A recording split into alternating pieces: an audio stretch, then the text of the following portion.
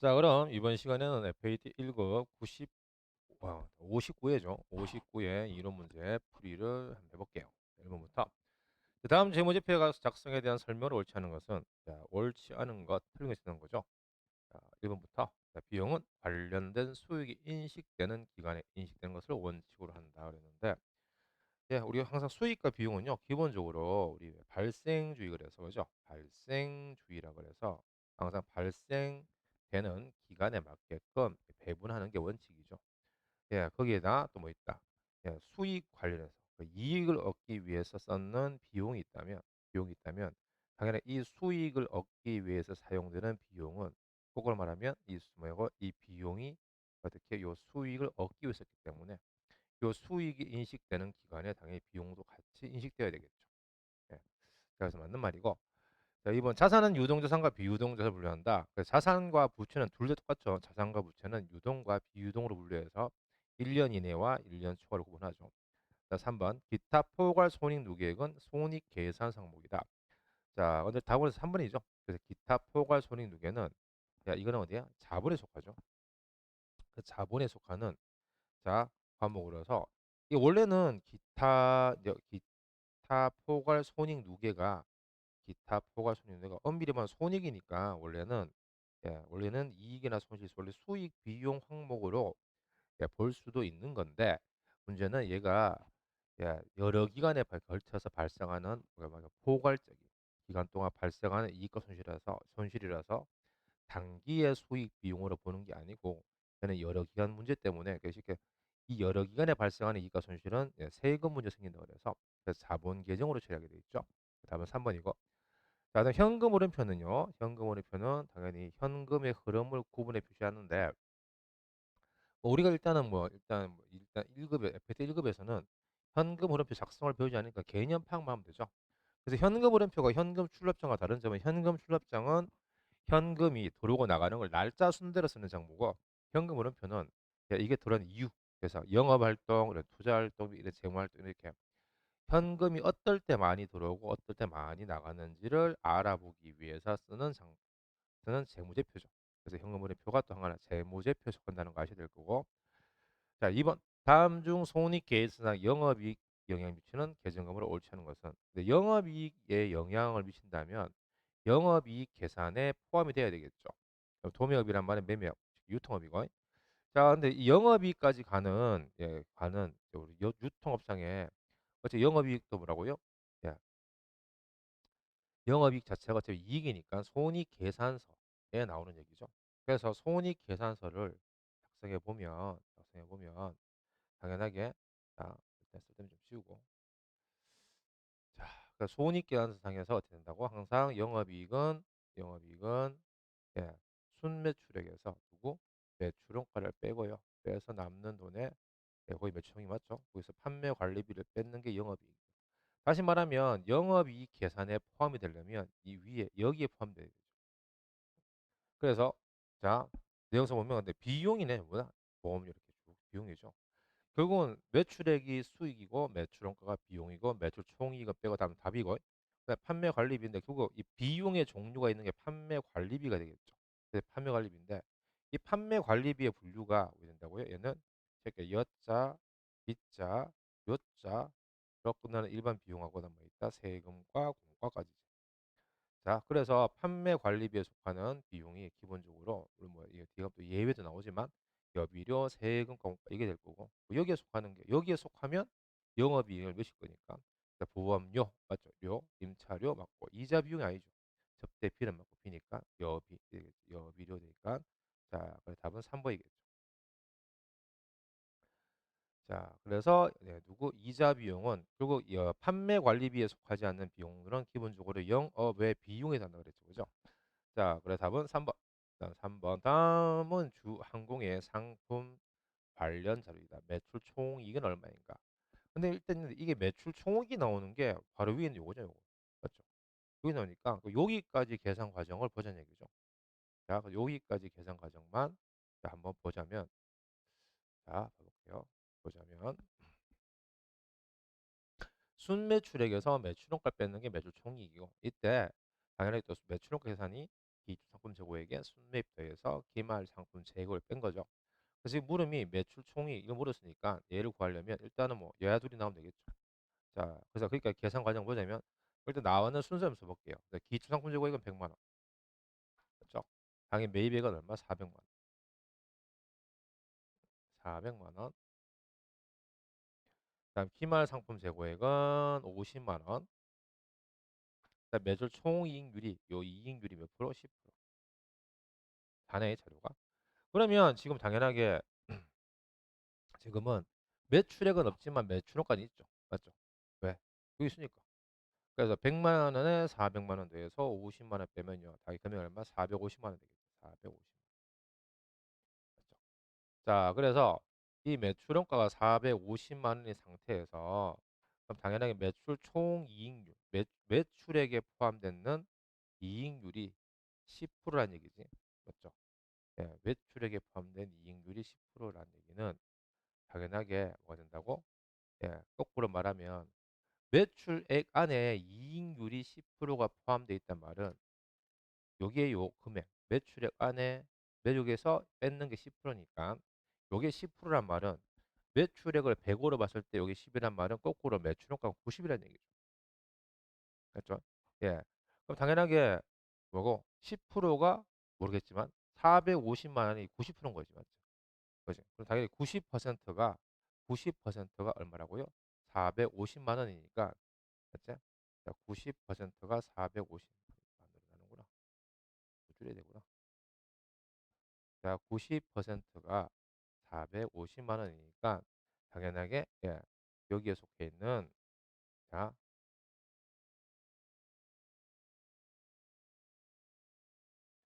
이게 450만 원이니까 당연하게 그냥 나누기 9 하면 돼. 0.9죠. 9, 5, 45니까 자, 얼마가 이게 500이라는 얘기죠. 그래서 500만 원에서 당연히 얼마? 500만 원에서 450 빼면 50만 원이고 500만 원이 왔잖아. 10%가 50만 원. 예. 그 당연히 지금 물음이 매출 총액 물었으니까 이게 500이면 당연히 얼마라고? 이게 50만 나오겠죠. 그래서 뭐 이제 빼고 계산하든 500만 원 곱하기 0.1 하던 거죠. 그럼 당연히 이 금액은 50만 원. 자, 그래서 답은 2번이죠. 오케이. 자, 다음은 4번입니다. 다음 출액 중 비용으로 처리할 금액은 그랬는데 보니까 뭐 연구 단계로 나오죠. 우리 왜 회사에서 연구 부서에서는 우리 비 과목이 쓸 수 있는 과목이 총 세 가지랬는데, 그지? 보통 뭐 있었어요? 자, 기초 연구자에서는 연구비가 있고, 맞죠?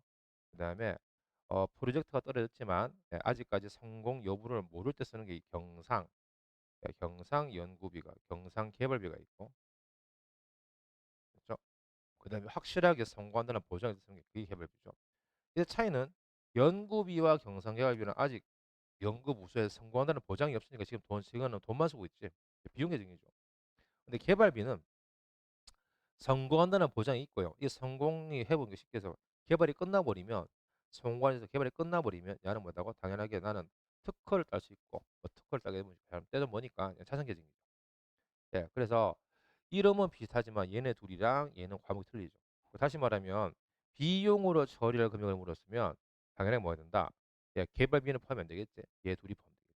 그래서 연구 단계에 출한 금액 아직 연구만 하고 있기 때문에 이게 성공한다는 보장이 없지. 미안 당연히 뭐 비용이겠지. 이 연구비. 그렇죠. 이거 연구비가 되고. 자, 그래서 요게 연구비고. 자, 그다음에 두 번째 제품 개발 단계에서 지출한 금액이 30인데 개발 단계는 요거랑 요거죠. 이 중 10만 원 자산 인식 요건을 충족하지 못했다. 그러면 당연하게 개발 단계에 쓰는 돈은 두 가지인데 요건 아직까지 개발하고 있지만 시계 프로젝트가 떨어졌지만 아직까지 성공한다는 보장이 없는 거고 요거는 뭐라고? 완전하게 성공하는 보장이 있는 거죠. 근데 자산 인식 요건을 충족하지 못했는 게 10만 원이라. 그럼 당연하게 여기서는 이게 뭐라고요? 요게 요 이중 여기서부터 요게 뭐가 된다? 이게 경상계열비 맞죠? 자산 인식 요건을 충족 못했단 말은 성공한다는 보장이 없을 때 쓴 게 경상계열비고 이게 뭐라고? 얼마 금액이? 이게 10만 원. 그 말은 거꾸로 그러면 30 중에서 얼마란 얘기야? 이 중에서 예, 개발비로 쓸 수 있는 게 얼마인가? 20만 원 되겠죠. 30 중에서 10만 원은 자산 인식 요건을 충족시키지 못했기 때문에 그러면 당연히 충족한 건 20만 원이 되겠지. 자, 그래서 이거 여기서부터 여기까지, 예, 여기까지 내용 중에서 이제 경상계열비가 10만 원 갈 거기 때문에 개발비는 20만 원이다. 단지 물음이 자, 비용으로 처리라고 물었기 때문에요. 50만 원과 10만 원 합계 60만 원 되겠죠. 답은 2번. 자, 5번. 자, 다음 중 유형자산 취득 후 지출에 대한 설명을 옳지 않은 것은 자, 유형자산 취득 후 지출이면 기본적으로 보통 수리비인데 그지? 자, 수리비는 크게 뭐 있다. 수익적 지출과 또는 자본적 지출로 나누어지죠. 그래서 수익적 지출은 이걸 뭐라고? 현상 유지. 그죠? 현상 유지. 현상 지금 상태만 유지하는가? 그렇죠. 아니면 뭐라고? 원상 회복. 원래 상태만 돌아가는 거기 때문에 돈을 쓰지만 좋아지는 게 없지. 예. 그러다 보니까 얘는 뭐라고 우리가 수선비나 그런 뭐 있다. 예, 수선비나 자동차 수리의 경우는 이제 차량 유지비 맞죠? 차량 유지비라는 비용 처리죠. 비용 처리. 들어가면 비용으로 처리합니다. 자, 그리고 또 뭐 있다? 자본적이죠. 근데 자본 유출은 예, 얘는 뭐다? 좋아진 거죠. 그래서 얘는 뭐라고? 확실하게 뭐 내용 연수, 그러니까 사용 연수가 내용 연수가 증가하거나 그럼 뭐 가치의 증가라는 거. 어차피 연수가 증가하는 게 뭐 가치 증가죠, 그지? 가치 증가. 자, 이런 것들요. 그래서 얘네들은 라고 좋아지는 게 있기 때문에 얘는 수리하는 자산의 가치가 올라갔기 때문에 수리하는 자산에 포함시킨다 이거지. 포함시키고. 네, 그래서 얘는 뭐 한다? 자산 처리죠. 자산 처리. 자, 그래서 이렇게 되는 거지. 자, 그럼 볼게요. 그러면 수익적 지출은 자본적 처리하면 수익적 지출을 자본적 처리한다. 그러면 수익적이 뭐야? 비용 처리죠. 이걸 그대로 하면 수익적 지출을 해볼까요? 수익적 지출은 뭐라고? 얘는 비용 처리잖아. 비용 처리. 얘를 어떻게 한다고요? 자본적 지출이죠. 그럼 자본적은 뭐 한다고 이게? 자산 처리죠. 그죠? 이렇게 자 하게 되면 처리하면 자 당연하게 수익적은 비용인데 비용으로 쓸 걸 자산 처리하게 되면 어떻게 된다고? 당연히 비용은 한다. 비용은 예를 들면 비용은 결과론적으로 자, 이렇게 됐어야 되겠다. 자 예를 들면 자 얘는 비용 처리할 건데 이제 비용을 안 쓰니까 비용은 감소되겠지. 맞죠? 대신 거꾸로 자산 처리를 자산은 증가되겠지. 자, 그 얘기잖아. 그러면 수익적 지출을 자본적으로 처리하면 당연히 해당 연도의 순이익은 그러니까 비용이 줄고 자산이 증가되면 순이익은 뭐다? 과대겠지. 과대. 맞죠? 그렇지. 그래서 옳지 않은 거 찾는 거기 때문에 답은 1번. 그럼 2번부터 볼게요. 아, 일단 3번이 뭐 같은 거라서 먼저 해볼게요. 그러면 일단 보자. 3번. 3번은 2번, 1번이 같은 거지. 맞죠? 그리고 3번은 1번 같은 거니까 수익적 지출을 자본 처리하면 당연히 뭐다? 자산이 증가됐잖아. 맞죠? 비용이 줄고 자산 증가니까 그게 당연히 맞는 거죠. 3번. 그다음에 2번은 거꾸로죠. 자, 자본적 지출을 수익적으로 처리한다. 그럼 자본적 지출을 수익적 지출로 처리하게 되면 당연하게 예, 뭐 된다고? 예, 이거는 반대 현상이죠. 자산으로 처리할 걸 뭐 했다고? 비용 처리하니까 당연하게 말한다. 자산은 감소가 되고 거꾸로 뭐다? 비용은 증가가 되겠죠. 그지? 자, 그럼 뭐 된다고? 볼까요? 자본적 지출을 수익 처리하면 비용이 과대 계산. 맞네. 비용 증가됐으니까. 다음에 4번. 여기가 같은 거죠. 또 자본 지출을 수익 지출하면 당연하고 자본 총계 해볼까요? 비용이 증가되면 당기 순이익은 당연히보다 감소되겠죠. 근데 당기 순이익은 내 돈이잖아.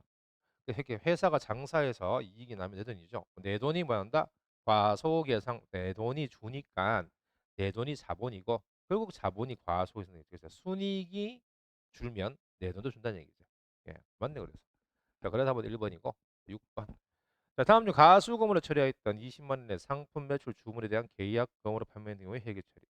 자, 그럼 일단 가수금 처리했다는 얘기는요. 내가 돈을 받은 거지 맞죠? 뭐 돈을 받으면 차비 현금이고 얼마 20만 원. 자, 그리고 대비마다 가수금을 쓰겠지. 예, 가수금에서 수금해서 20만 원 쓰겠지. 자, 그 말은 당연하게 뭐 된다. 예, 이거는 자, 요 얘기는 이거는 뭐라고? 내가 가수금이 처음에 들어올 때 얘기죠. 그 이후에 만약 이게 계약금으로 판명되면 그렇죠. 모든 이런 가짜 계정, 뭐 가수금이나 가지급금이나 현금과 부족은요. 내용이 밝혀지면 항상 내용이 판명돼 버리면 반대쪽에 보내서 없애는 게 원칙이죠. 우리 뭐 붕괴는 항상 반대쪽 방이 사라지는 거니까. 그럼 대변에 있던 가수금이 사라지면 차변 가겠네. 이렇게 맞죠? 가는 거고. 이게 뭐라고? 예, 상품 매출 주문에 대한 계약금이다. 당연하게 가수금이 돈 받은 거니까. 또 상품 주문에 대한 계약금은 과목이 두 개죠. 선급금 아니면 선수금인데. 그럼 당연히 얘는 뭐라고? 얘는 예, 돈을 받은 거잖아 앞에서. 그죠? 그래서 내가 받는 계약금은 선수금이 맞죠. 그래서 차변에 가수금 20에 또 대변에 선수금 20. 그래서 가수금에 대한 내용을 이제 밝혔으니까 없애주고 이 돈의 내용이 뭐라고요? 계약 받은 거니까 대변에 선수금 되겠죠. 자, 그 답은 1번이고 그다음 7번. 다음 전공의 소모품 관련 자료이다. 결산 시 회계 처리하는 것은 자, 문제는 결산 시 회계 처리고요. 자, 소모품은 22년 처음 구입하였으며 구입 시 전액 비용 처리하였다. 그래서 22년 3월 1일 소모품 20만 원 현금 구입했다. 그럼 얘는 이제 분기함이 오게 된다. 차변에 소모, 예, 소모품 비죠. 비용 처리가 원칙 맞죠? 여기서. 구입 시 전액 비용으로 쓰기 때문에 당연하게 차변에 소모품비를 써야 되겠죠. 금액은 20만 원이고. 그럼 당연히 대입이 뭐가 된다? 소모품이죠. 아니, 왜 소모품이야? 현금이지. 그렇죠? 현금에서 얼마 금액이? 20만 원이겠죠. 어우, 이런 오타. 자, 현금에서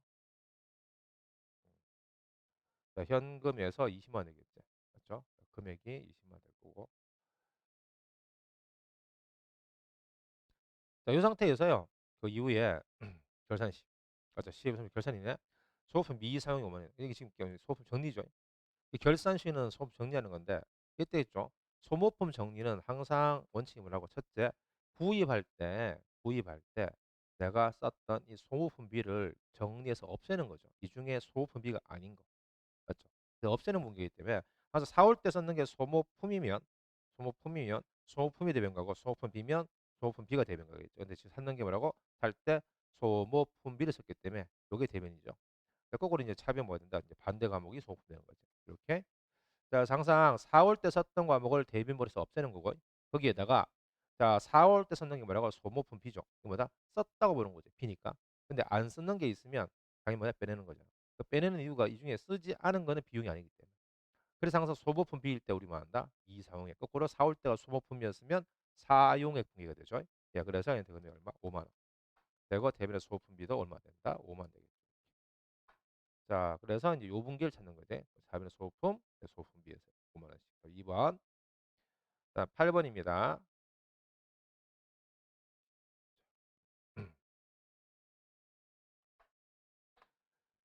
자, 다음 중 부가세법상 과세기간과 납세에 대한 설명을 온 것은 자, 간이과세자부터 볼게요. 간이과세의 과세기간은 근데 간이과세는 자, 1기, 2기 나눈 게 없죠. 왜냐면 간이과세는 언제부터예요? 간이과세자의 과세기간은 얼마? 간이가 1년이죠, 1년. 1년이기 때문에 언제부터? 1월 1일에서 언제까지? 12월 31일까지죠. 1년. 그지? 그럼 당연하게 간이과세는 1기, 2기 하는 게 없죠. 네. 자, 그래서 이렇게. 자, 원래 과세인 요거고. 뭐 여기서 만약 근데 어차피 간이가세는 개인 사업자만 가능하기 때문에 예정 신고도 없죠. 맞죠? 이제 예정 고지를 하는데 그 기간이 이제 반년이지, 반년. 그래서 틀린 거고. 자, 우리 옳은 거 찾기 때문에 틀렸죠. 그래서 이거는 간이가세가 이제 누구? 1번 과세겠지, 그지? 이거는 자, 2번. 1번 과세자의 과세 기간은 1월 1일부터 12월 3일. 자, 바뀌었죠, 위아래. 간이과세가 이거라면. 일반 과세자는요. 기가 두 번이 있죠. 그래서 우리 뭐 예정하고 확정까지 해서 신고를 네 번 한다 그래서 기가 네 번 아니죠? 기는 두 번이죠. 1기와 2기는 아니죠. 그래서 당연하게 이것도 일반이 아니고 바뀐 거죠. 쉽게 말 위아래 바뀌었죠. 3번. 부동산 임대업자의 사업장은 사업에 관한 업무를 총괄하는 장소이다. 자, 근데 기본적으로요. 예. 우리 이제 납세지의 기본이 납세지 납세지의 기본은 원래 뭐라고요? 여기 있지만 업무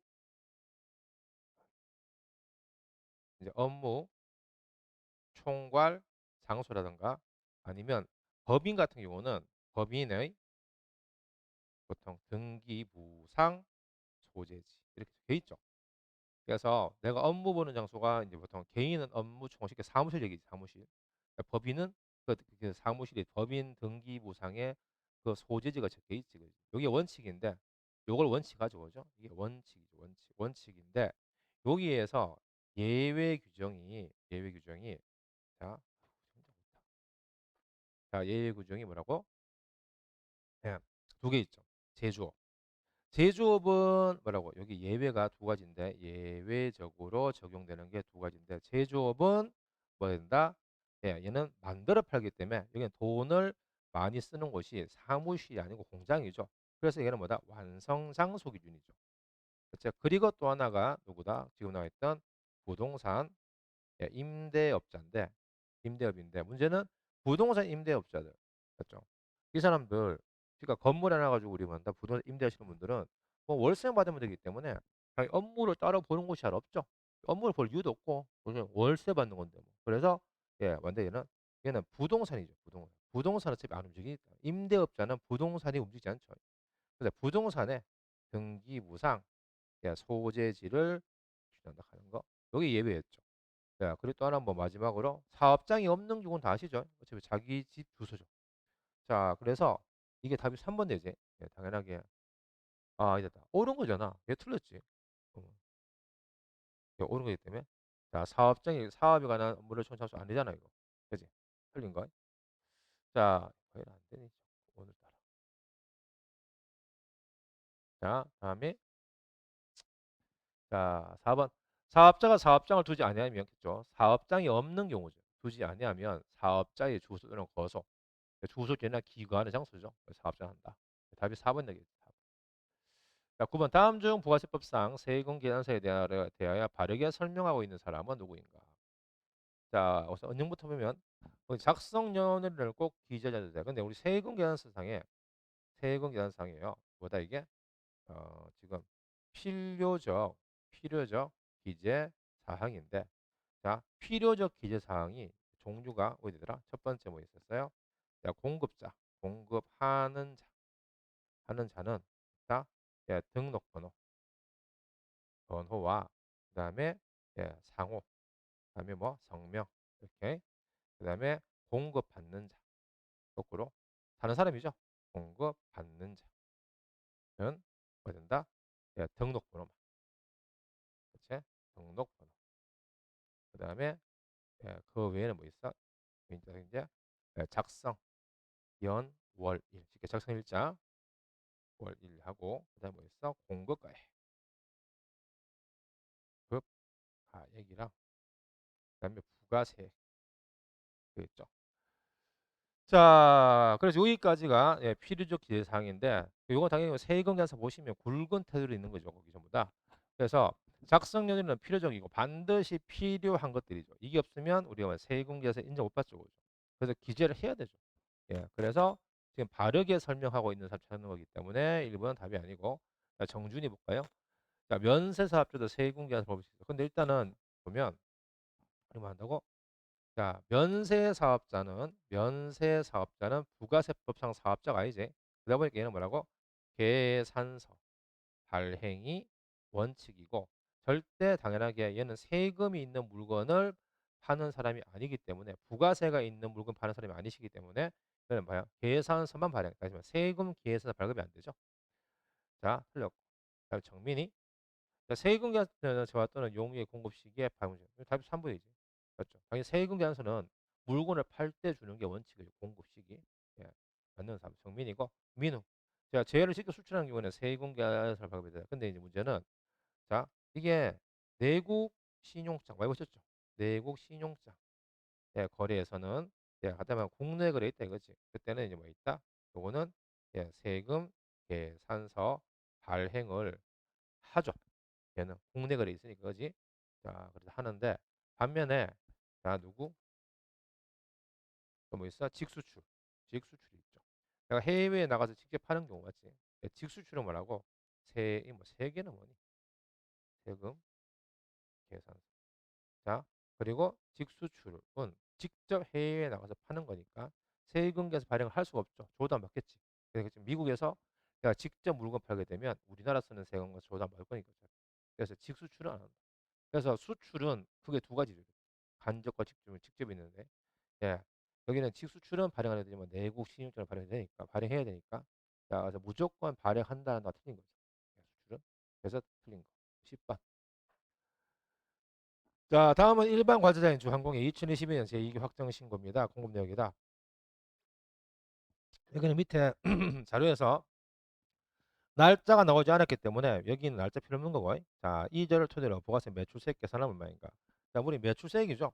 그럼 당연하게 주 자리가 뭐예요? 매출세액은 매출액에 대한 10%이기 때문에 맞죠? 그럼 당연하게 매출세는 매출액의 10% 곱하면 되는데 제품 매출액은 맞잖아. 700만 원. 그럼 여기 얼마라고?